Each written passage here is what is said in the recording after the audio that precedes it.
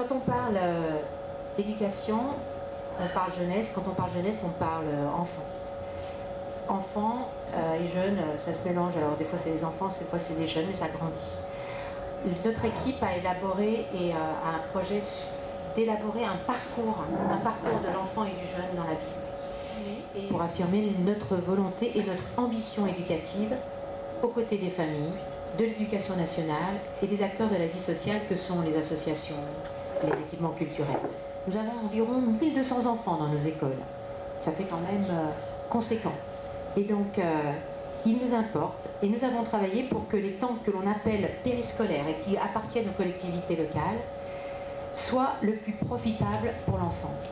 Donner à l'enfant les outils, les clés, mettre en valeur ses atouts pour qu'il grandisse dans les meilleures conditions pour devenir un adulte responsable et acteur de sa vie. C'est le propos et l'objectif du programme, du projet éducatif local. Quand nous sommes arrivés, il y avait un service scolaire, il y avait un service jeunesse, un service sport, qui travaillaient les uns à côté des autres, pas forcément les uns avec les autres. Donc on a rassemblé, aujourd'hui on a une direction éducation jeunesse et sport. Donc on a structuré notre service, on a une équipe qui est là, présente, permanente, formée. Ça aussi c'est une volonté, parce qu'on ne fait pas du bon travail si on n'a pas des personnels que l'on forme, qui se sentent épaulés et à qui on donne les conditions pour évoluer. Donc ça c'est une volonté de nos équipes futures aussi, d'être toujours attentifs à la qualité de nos personnels et donc à la formation, à le faire ensemble, en transversal et avec. Un des objectifs prioritaires de notre équipe dans le temps périscolaire, c'est de faire que ces temps périscolaires, notamment le temps du midi, soient un temps de détente pour les enfants. Donc c'est un projet qui est prioritaire et l'enfant est au cœur de nos préoccupations. Donc les rythmes scolaires qui s'imposent à toutes les collectivités à la rentrée, ça n'est que, je dirais, un prétexte pour revisiter ce temps-là et pour l'améliorer encore plus. Parce que je pense que c'est le constat que beaucoup de parents font, que les enseignants aussi font, c'est que nos animateurs, nos équipes sont de plus en plus attentives à ce que la qualité sur ces temps-là soit au rendez-vous, dans l'intérêt de l'enfant. On prend en compte le fait que cet enfant qui passe un tiers de son temps hors de la sphère et dans ce temps scolaire, eh bien il faut qu'il sache un petit peu, il y a les temps d'apprentissage, il y a le temps où on se détend, et il a le droit à cette détente parce que quand il faut retourner pour apprendre, il faut être en forme, il faut être apte à pouvoir apprendre dans les bonnes conditions. Poursuivre les équipements des écoles en nouvelles technologies. Depuis que nous sommes arrivés, nous avons été aussi très attentifs à faire en sorte que les enseignants aient les meilleurs outils et les outils d'actualité pour pouvoir produire le meilleur enseignement.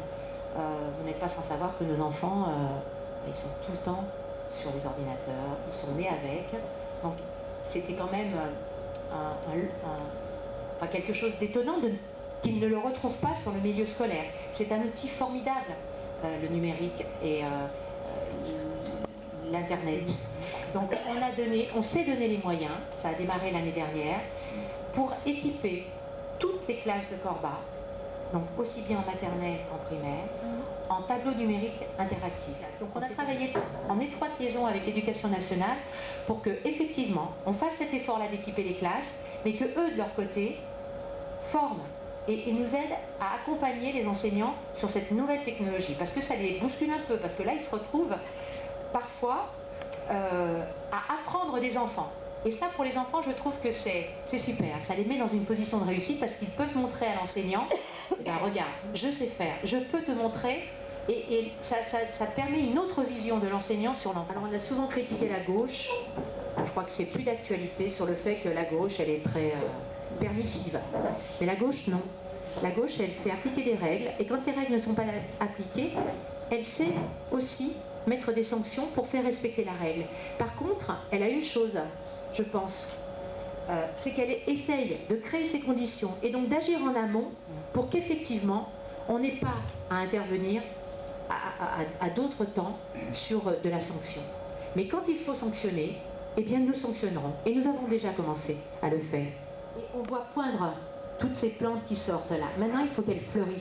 Et pour qu'elles fleurissent, alors je dirais comme Alexandra et Marty, il est important de voter, de faire voter autour de vous, pour que nous soyons en capacité de continuer ce gros travail, parce que maintenant nous avons une municipalité qui est aidée et des acteurs municipaux, des personnels municipaux qui sont en ordre de marche. Ils ne se parlaient pas auparavant, je ne sais pas si vous avez abordé ce sujet, mais très certainement qu'on l'a déjà abordé.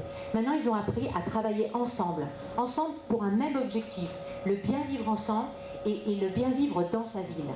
Et ça, au niveau de la jeunesse, c'est ce que l'on veut décliner, faire que le jeune soit bien et acteur dans sa vie. Il y a tout un bilan qui a été fait, il y a tout un travail préparatoire, il y a des choses qui existent depuis déjà pas mal de temps, et puis on essaye de s'inscrire quand même dans la continuité. L'éducation et le projet qu'on peut avoir pour les jeunes, ça doit s'inscrire dans la durée et la continuité. On accompagne énormément les enfants quand ils sont en école primaire, et puis quand ils sortent du primaire, qu'ils arrivent au collège, c'est beaucoup plus souple, on leur demande plus d'autonomie, ils se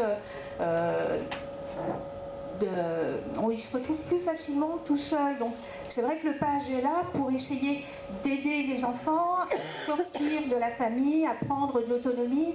Et le projet, c'est un peu ça aussi, c'est continuer de leur apporter en dehors de l'école des supports, des outils pour les accompagner pour qu'ils puissent devenir des ados responsables, des adultes, des jeunes et des adultes responsables. Une partie du projet pour moi, c'est aussi continuer à apporter de la transversalité à toutes les équipes pour que chacun, dans son individualité, arrive à trouver la bonne piste, la bonne info pour venir s'inscrire dans la ville, partir et revenir, parce que souvent les ados ont des phases où ils partent et puis ils reviennent parce que Corba est quand même une ville très des réponses à leurs attentes et à leurs besoins. Voilà.